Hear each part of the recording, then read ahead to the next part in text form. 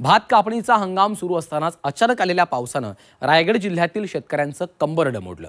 पावसामुळे शेतामध्ये पाणी साचलं असून शेतात कापून ठेवलेलं भाताचं पीक भिजून नुकसान झालेलं आहे। या भाताला आता कोंब फुटण्याची भीती आहे। काही ठिकाणी पावसामुळे उभं पीक आडवं होऊन शेतातल्या पाण्यात भिजलेलं आहे। वर्षभराची मेहनत पाण्यात गेली असून हातातोंडाशी आलेला घास निसर्गाने हिरावून घेतल्यानं इथला शेतकरी हवालदिल झालेला आहे। तर शेतामधील परिस्थितीचा आणि नुकसानीचा आढावा घेतलेला आहे आमचे प्रतिनिधी प्रफुल्ल पवार यांनी।